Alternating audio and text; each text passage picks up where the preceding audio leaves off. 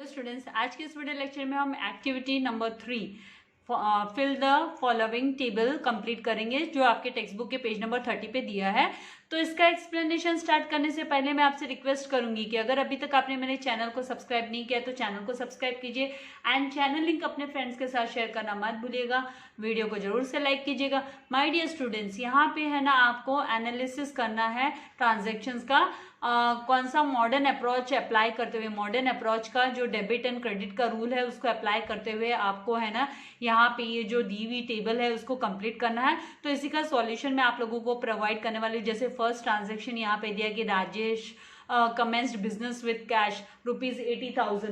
तो यहाँ पे है ना कैश कम्स इन हो रहा है बिजनेस में एंड प्रोप्राइटर है वो दे रहा है। और तो यहाँ पे 2 एस्पेक्ट्स निकालने हैं पहले, फिर उसके अकाउंट्स इन्वॉल्व निकालने हैं। तो इन सब का मैं आप लोगों को किस तरीके से आपको अप्लाई करना है रूल, वो मैं आपको मेथड है ना वो आपको प्रैक्टिस करवाने वाली हूँ। And pay telephone bill, office का टेलीफोन बिल का payment, then goods purchase for cash ₹8,000 की एंट्री आप कैसे 2 इफेक्ट दिखाओगे, फिर उसको कैसे आप मॉडर्न अप्रोच के हिसाब से आप डेबिट क्रेडिट करोगे। Then sold goods to Manoj worth ₹6,000, then purchase machinery from Suresh on credit 15,000 and जो लास्ट जो 6 ट्रांजेक्शन है रिसीव्ड रेंट ₹2,500। तो इस सबका मैं आप लोगों को किस तरीके से आपको एंट्री है ना एंटर करनी है, किस तरीके से इसके एस्पेक्ट्स दिखाने हैं, अकाउंट्स इन्वॉल्व, देन कौन सी कैटेगरी में आते हैं, रूल्स कौन सा अप्लाई करना है, then account to be debited क्या होगा, अकाउंट टू बी क्रेडिटेड क्या होगा।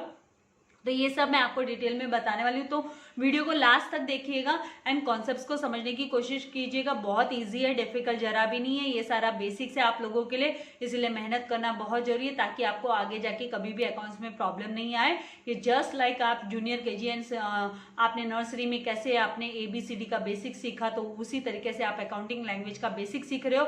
तो मेहनत कीजिए। So let's start with the, मैंने फॉर्मेट रेडी रखा है। तो फर्स्ट ट्रांजेक्शन से हम स्टार्ट करते हैं। तो सबसे पहले शॉर्ट में मैं आप लोगों को बता देती हूँ कि किस तरीके से आप मॉडर्न अप्रोच का जो रूल है, मॉडर्न रूल है, वो कैसे आप अप्लाई करोगे। तो आप है ना ध्यान रखिए, मैं आपको टोटल 10 आइटम्स बताने वाली हूँ। तो यहाँ पे देखिए, एक है नाम एसेट, ठीक है, asset drawing, asset drawing words पे ध्यान दीजिएगा। Debtors, asset drawing debtors, then expenses, expenses and losses, ठीक है। तो assets, drawing, debtors, expenses and losses. तो आपको याद रखना है कि ये जो भी ये वाली जो है, ये 5 मैंने जो आइटम्स के नाम आपको बताएं, assets, drawing, debtors, expenses and losses, ये ऑलवेज है ना, इनका जो बैलेंस होगा ऑलवेज डेबिट बैलेंस होगा। क्या होगा? डेबिट बैलेंस होगा। इनका जो बैलेंस होगा ऑलवेज डेबिट बैलेंस होगा। ऑलवेज इनका जो बैलेंस है वो डेबिट बैलेंस होगा। अभी नेक्स्ट मैं आपको बता रही हूँ यहाँ पर अभी कि जो सेकंड, ये एक तो ये पार्ट आपको याद रखना है कि asset, drawing, debtors, expenses, losses, always debit balance, ये क्या होंगे? ऑलवेज। यहाँ पर ये ऑलवेज है ना, अकाउंटिंग मॉडर्न रूल के हिसाब से जब हम सीख रहे हैं तो ये ऑलवेज डेबिट बैलेंस है यहाँ पर। और यहाँ पर दूसरी बात, दूसरा जो है पैटर्न में आपको दिखा रही हूँ, liabilities, then drawings, sorry liabilities के बाद आपको कैपिटल लेना है, नॉट ड्राइंग। कैपिटल का अपोजिट होता है ड्राइंग। अभी मैं दिखाने वाली हूँ आपको कि किस तरीके से है ना आपको इजीली आपको ये है ना मेथड समझ में आ जाएगा। कैपिटल मतलब बिजनेस में पैसा लाया प्रोप्राइटर ने, creditor, then income and last जो है गेन्स। अभी ये जो है सारे के सारे ये क्या है, क्या होंगे? ऑलवेज इनका जो बैलेंस होगा वो क्रेडिट बैलेंस होगा। क्या होगा? क्रेडिट बैलेंस वाले आइटम से ऑलवेज क्रेडिट बैलेंस, ऑलवेज ये जो है क्रेडिट बैलेंस वाली आइटम है, ऑलवेज क्रेडिट बैलेंस होता है इनका। अब आपको यहाँ पे क्या ध्यान देना, देखो एसेट का अपोजिट होता है लायबिलिटीज, ड्राइंग्स का अपोजिट होता है कैपिटल, डेटर्स का अपोजिट होता है क्रेडिटर एंड एक्सपेंसेस का अपोजिट हो गया इनकम एंड लॉसेस का अपोजिट हो गया गेन्स, ठीक है। तो अब यहाँ पे कैसे रूल को देखना है, देखो अभी रूल को सीखिएगा कि मॉडर्न अप्रोच, आपको मॉडर्न रूल जब यूज करना है तो आप देखिए जब भी है ना इनमें से कोई भी, इन पांचों में से कोई भी है ना आइटम आपके पास है और वो है ना डेबिट है, वो आइटम आपकी क्या है, डेबिट बैलेंस है, वो आइटम क्या है आपके डेबिट बैलेंस है। अगर आप उसका डेबिट बैलेंस रिसीव कर रहे हो, इनमें से किसी भी आइटम का डेबिट बैलेंस रिसीव कर रहे हो, डेबिट बैलेंस हो रहा है, तो आपको याद रखना है कि वो क्या होगा, डेबिट है तो फिर आपको क्या करना है, उसको इंक्रीज करना है। डेबिट है तो इंक्रीज, डेबिट है तो इसे क्या करेंगे, हम इंक्रीज करेंगे, एसेट को इंक्रीज करेंगे मतलब ऐड कर दो, ड्राइंग को इंक्रीज करेंगे मतलब ऐड कर दो, इसमें डेटर्स को इंक्रीज करना है मतलब अगर एक्स्ट्रा डेटर्स हो गया तो ऐड कर दो, एक्सपेंसेस है तो ऐड कर दो। तो डेबिट बैलेंस जब भी हमको मिलेगा इसका तो हमको क्या कर देना है, इंक्रीज करना है मतलब ऐड कर देना है। और जब भी है ना अगर क्रेडिट मिल गया हमको कि इनमें से कोई भी है ना क्रेडिट बैलेंस दिखाई दी, तो हमको है ना क्रेडिट के केस में, हमको क्रेडिट के केस में इसको डिक्रीज कर देना है। डिक्रीज करना मतलब क्या होता है, हमें माइनस करना है। डिक्रीज मतलब हम माइनस करते हैं, इंक्रीज मतलब हम प्लस करते हैं। तो क्रेडिट बैलेंस की केस में, क्रेडिट जब बैलेंस होता है, क्रेडिट होता है ये, तो यहाँ पे जब भी क्रेडिट आया तो हमको क्या करना है, इसको डिक्रीज करना है। तो assets, drawing, debtors, expenses, losses, याद रखिए ये है ना डेबिट बैलेंस होते हैं ऑलवेज। और अगर इन केस ये है ना क्रेडिट बैलेंस दिखाई दिए तो मतलब आपको माइनस करना है, डिक्रीज करना है, इनको माइनस करना है। और अगर इनमें से आपको वो डेबिट बैलेंस दिखाई दिए तो उस केस में आपको इंक्रीज करना है, मतलब आपको प्लस करना है। अभी आते हैं यहाँ पर, अभी ये इसका अपोजिट है। इसमें क्या होता है, ये जो क्रेडिट बैलेंस वाली आइटम्स है, ये सारी की सारी जो आइटम्स है क्रेडिट बैलेंस वाली आइटम्स है। तो अगर इसमें इंक्रीज का केस कब आता है, ये क्रेडिट बैलेंस वाली आइटम्स है, तो इंक्रीज वाली बात कब आती है, जब इंक्रीज करने वाली बात कब आएगी, तो इंक्रीज करने वाली बात आएगी जब ये क्रेडिट में आपको जब भी क्रेडिट बैलेंस दिखाई देगा तो आपको ऐड कर देना है, इंक्रीज कर देना मतलब आपको ऐड कर देना है। और जब भी आपको इनमें से liabilities, capital, creditor, income, gain, इनमें अगर आपको डेबिट बैलेंस दिखाई दिया, डेबिट बैलेंस आया आपके पास, तो फिर उस केस में आपको इसे डिक्रीज कर देना है, इसको माइनस कर देना है, डिक्रीज कर देना है, आपको माइनस कर देना है। अभी इसी रूल के हिसाब से आपको चाहिए, आप इसके स्क्रीनशॉट ले सकते हैं। इसी को पैटर्न को आप समझ जाइए और पैटर्न को, कॉन्सेप्ट को है ना ध्यान में रखिए। अभी इसी के साथ हमें ना हम ट्रांजेक्शन्स को सॉल्व करते हैं जो आपके टेक्स्ट बुक के पेज नंबर 30 पे दिया है। सबसे पहला जो ट्रांजेक्शन है, मैं ट्रांजेक्शन भी नोट डाउन कर रही हूँ ताकि आप लोग भी ध्यान से सुने कि राजेश कमेंस्ड का मतलब होता है स्टार्ट करना।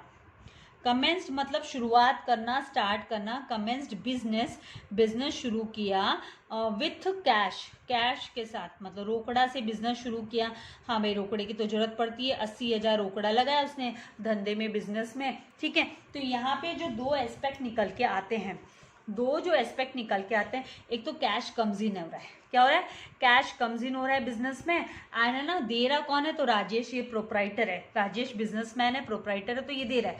तो हम दो एस्पेक्ट निकालेंगे तो हम लिखेंगे कैश कम्स इन, क्या लिखेंगे, कैश कम्स इन, बिजनेस में आ रहा है भाई। एंड जो दूसरा एस्पेक्ट होगा, प्रोप्राइटर इज गिवर, और क्या देता है ये, तो ये गिवर ऑफ कैपिटल है। यहाँ पे हम कैपिटल वर्ड भी लिख लेते हैं, giver of capital. Proprietor is giver of capital. अब देखिए यहाँ पे अकाउंट्स इन्वॉल्व होंगे, दो अकाउंट्स, कौन से दो अकाउंट इन्वॉल्व होंगे, तो पहला तो हो गया कैश अकाउंट, एक होगा कैश अकाउंट और दूसरा अकाउंट हो गया कैपिटल अकाउंट। तो हम लिखेंगे यहाँ पर कैश अकाउंट और दूसरा अकाउंट इन्वॉल्व हो गया भाई कैपिटल अकाउंट, कैपिटल अकाउंट।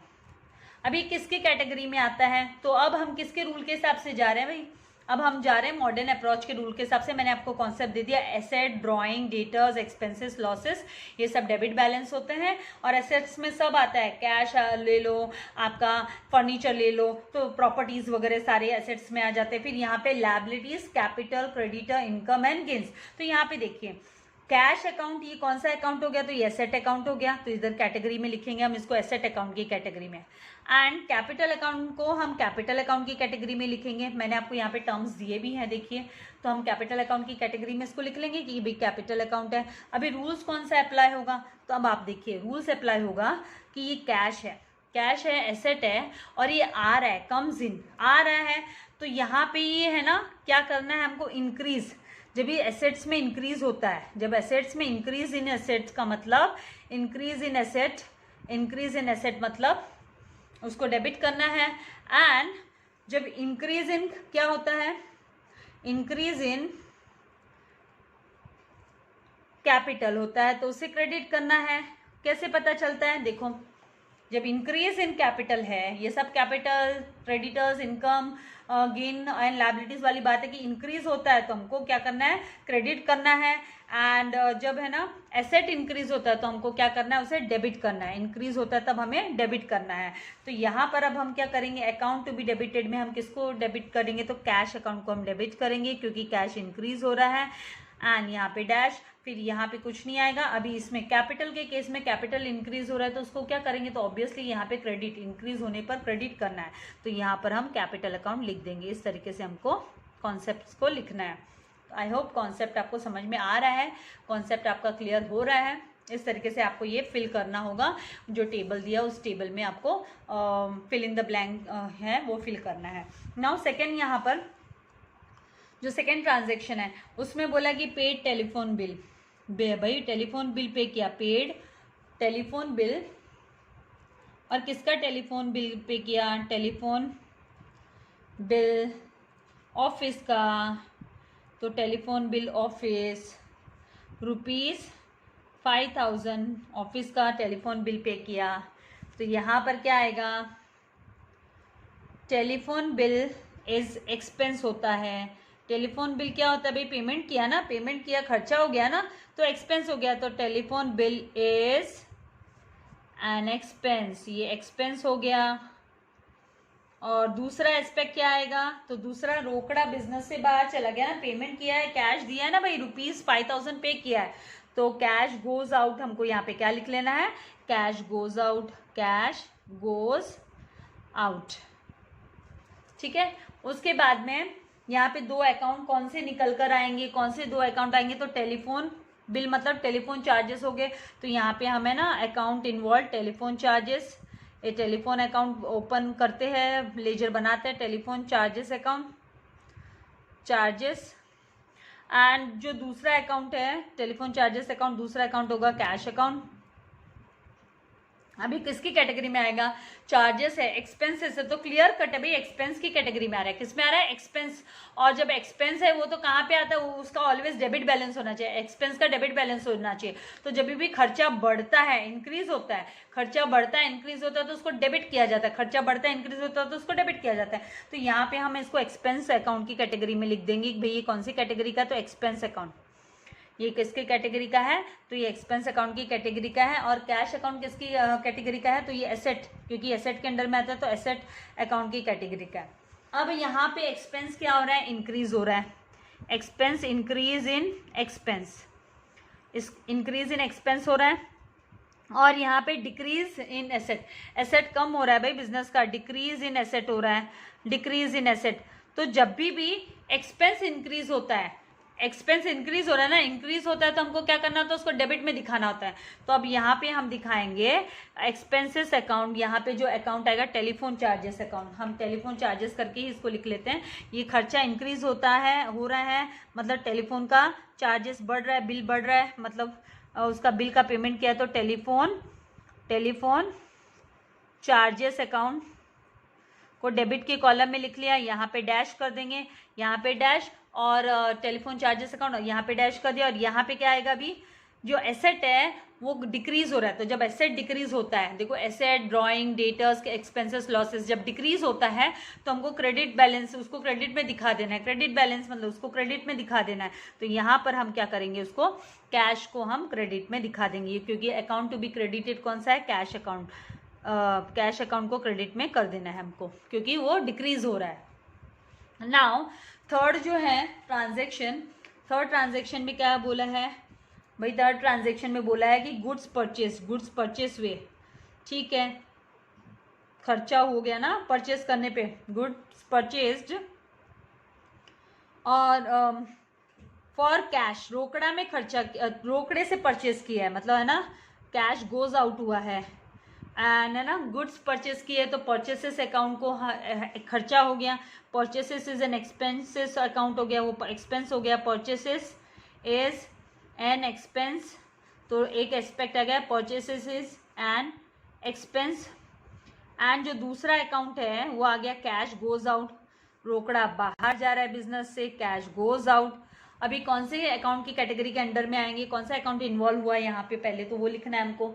तो अकाउंट्स कौन सा इन्वॉल्व हुआ है, तो यहाँ पे परचेसेस अकाउंट और यहाँ पे कैश अकाउंट, तो हम लिखेंगे purchases account, purchases account dual effect होना चाहिए, एंड यहाँ पे कैश अकाउंट।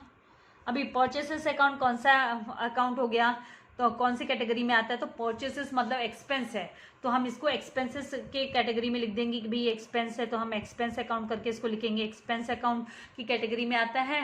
एंड इसको यहाँ पर हमको कैश को किसके कैटेगरी में लिखना है, ये एसेट की कैटेगरी में आएगा, तो एसेट अकाउंट।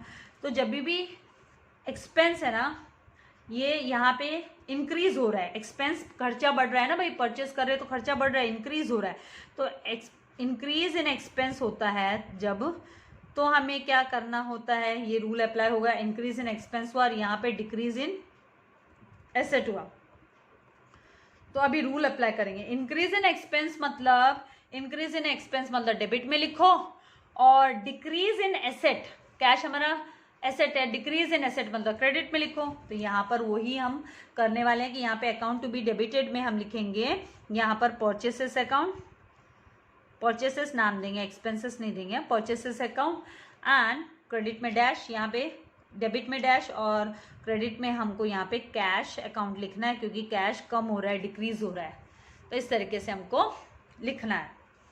नाउ फोर्थ जो ट्रांजैक्शन है, फोर्थ ट्रांजैक्शन अभी है sold goods to Manoj, Manoj को गुड्स सोल्ड किया, तो sold goods to Manoj, Manoj को गुड्स सेल किया वर्थ ₹6,000 का, 6,000 का, वर्थ ₹6,000, 6,000 का। अभी ये तो यहाँ पे बोला नहीं कि है ना यहाँ पे रोकड़ा में दिया है क्या, वो तो नहीं बोला, नहीं ना, तो मतलब ये है ना यहाँ पे अगर मेंशन करते कि भाई कैश में दिया है तो है ना यहाँ पे मतलब हम कैश अकाउंट की बात लाते हैं, यहाँ पे कैश की बात तो आएगी नहीं। जब भी गुड्स सोल्ड की बात आती है तो जैसे मैंने आपको कहा सेल्स अकाउंट आपको लिखना है, तो यहाँ पे सेल्स अकाउंट तो निकल के आता है एक एस्पेक्ट, और दूसरा एस्पेक्ट है ना मनोज आएगा, मनोज रिसीव कर रहा है, इसलिए यहाँ पे पहले हम लिख लेंगे Manoj is a receiver, Manoj is a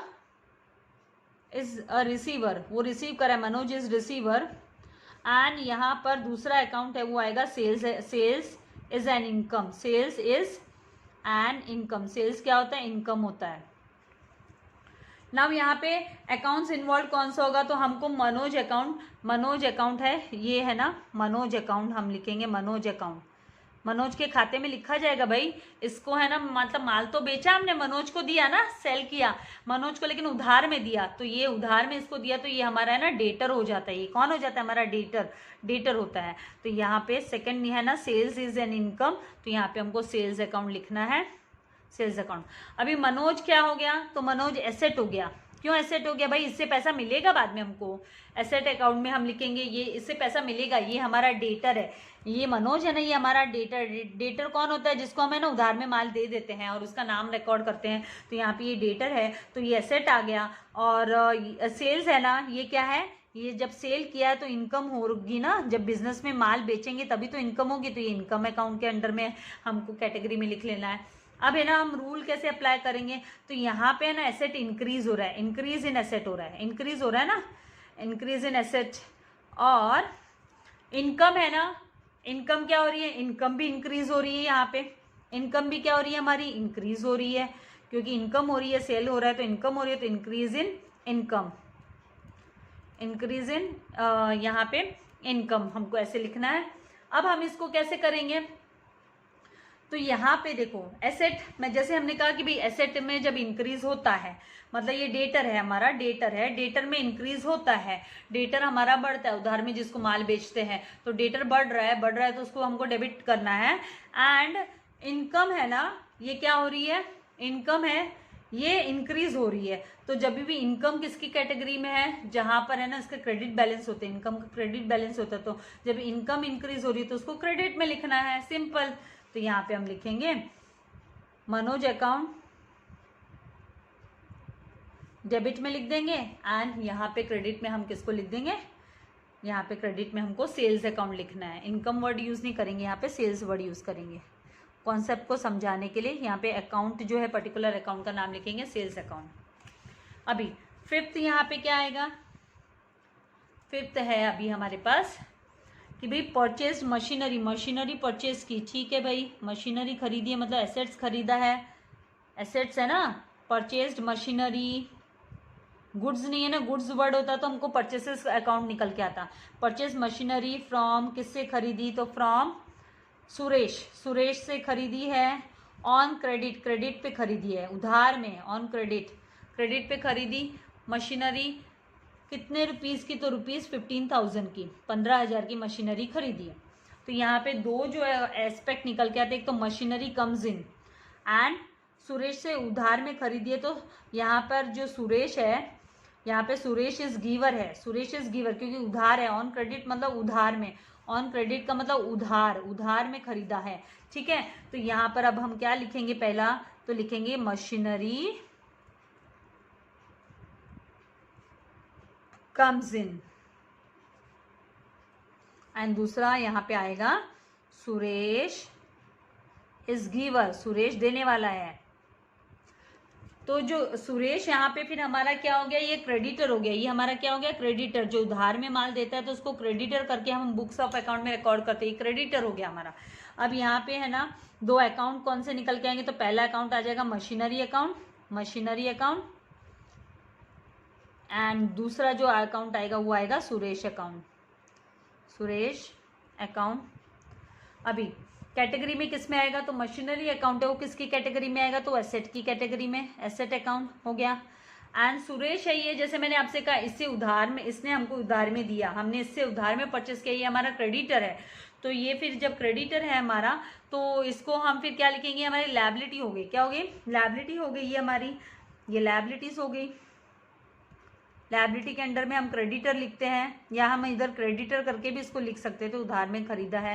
यहाँ पे आप क्रेडिटर वर्ड भी यूज़ कर सकते हो कि भाई क्रेडिटर, यहाँ पे ये कौन हो गया हमारा, तो लायबिलिटीज़ के साथ साथ या आप इसको क्रेडिटर शब्द भी लिखोगे तो कोई प्रॉब्लम नहीं है, क्रेडिटर, ये हमारा क्रेडिटर है, ठीक है। तो इस तरीके से क्रेडिटर करके आपको लिख लेना है। नाउ यहाँ पे इंक्रीज इन एसेट, भाई मशीनरी आ रही है ना, तो इंक्रीज इन एसेट हुआ, इंक्रीज हो रहा है एसेट में, और लायबिलिटीज भी इंक्रीज हो रही है, मतलब क्रेडिटर भी इंक्रीज हो रहा है, इंक्रीज इन, यहाँ पे आप बोल सकते हो इंक्रीज इन क्रेडिटर या इंक्रीज इन लायबिलिटी, दोनों में से एक लिख सकते हो आप, ठीक है। तो यहाँ पर अब यहाँ पे जब इंक्रीज इन एसेट होता है तो हमको डेबिट में लिखना होता है, इंक्रीज इन एसेट मतलब डेबिट में लिखो, और जब है ना इंक्रीज इन लायबिलिटीज या फिर क्रेडिटर, दोनों में से कोई भी एक शब्द आपको यूज करना है, तो लायबिलिटी आपकी जवाबदारी बढ़ रही है, देना पड़ेगा, या क्रेडिटर आपका इंक्रीज हो रहा है तो आपको क्रेडिट में लिखना है। तो यहाँ पे हम लिखेंगे मशीनरी अकाउंट को डेबिट में, तो accounts to be debited is machinery account, and यहाँ पर हम लिखेंगे, यहाँ पर हमको लिखना होगा, यहाँ पे जो सुरेश का नाम है वो हम रिकॉर्ड कर लेंगे, सुरेश अकाउंट, इस तरीके से लिखना है। लास्ट ट्रांजेक्शन बचा, होप आपको समझ में आ रहा है concept. 6th one, received rent, rent receive किया है, तो ये तो इनकम हो गई ना, रिसीव किया है, पेमेंट थोड़ा ना किया है। रिसीव्ड रेंट कितना, ₹2,500, 2,500 कैश कम्स इन हुआ, राइट। तो पहले लिख लो cash comes in, goes out होता है तो सेकेंड पार्ट में लिखो उसको, और कम्स इन है तो फर्स्ट पार्ट में लिख लो, बेटर रहता है। एंड सेकेंड आपका rent received, rent is an income हो गया ना, रिसीव हुआ है तो एन इनकम, ये एक इनकम है, रिसीव इज एन इनकम। तो यहाँ पे अकाउंट्स टू बी इन्वॉल्व कौन सा आएगा, तो यहाँ पे आएगा आपका cash account and rent account, ठीक है। तो यहाँ पे लिखेंगे अकाउंट्स टू बी इन्वॉल्व में हम कैश अकाउंट एंड सेकेंड यहाँ पे रेंट अकाउंट। अभी कैश अकाउंट कौन सा होता है, तो एसेट अकाउंट होता है, एसेट अकाउंट होता है। और रेंट है ना, ये क्या है, एक तरीके से इनकम है, तो इनकम अकाउंट के अंडर में चला जाता है, ये एक तरीके से इनकम अकाउंट के अंडर में चला जाता है। तो यहाँ पे जब इंक्रीज इन एसेट होता है, क्योंकि कम्स इन हुआ ना, कैश कम्स इन हुआ तो इंक्रीज इन एसेट हुआ। एंड रेंट है ना, ये इनकम है, तो ये भी इंक्रीज हो रही है ना भाई, इनकम बढ़ रही है तो इंक्रीज इन इनकम हो रहा है। तो अब हमको क्या लिखना है, अब यहाँ पर हम लिखेंगे कैश अकाउंट को डेबिट कर देंगे, क्योंकि जब भी एसेट इंक्रीज होता है तो हमको डेबिट में दिखा देना, उसको डेबिट दिखा देना, क्योंकि इसका बैलेंस ऑलवेज डेबिट बैलेंस होता है। और जब इनकम इंक्रीज होती है तो उसको क्रेडिट में दिखा देना है, क्योंकि इसका बैलेंस है वो ऑलवेज क्रेडिट बैलेंस होता है। तो यहाँ पे कैश अकाउंट एंड यहाँ पर हम लिख देंगे रेंट, नाम लिखेंगे इनकम के बजाय, रेंट अकाउंट, इस तरीके से हमको देना है। तो आई होप आपको कॉन्सेप्ट्स क्लियर हो रहा है। आपको चाहिए आप इसके स्क्रीनशॉट ले सकते हैं, और वीडियो को लाइक करना और शेयर करना मत भूलिएगा फ्रेंड्स के साथ। चैनल को सब्सक्राइब नहीं किया तो चैनल को सब्सक्राइब कीजिए, ताकि आपको मेरे लेटेस्ट वीडियो के नोटिफिकेशंस मिलते रहे। Thank you very much. God bless you all dear students.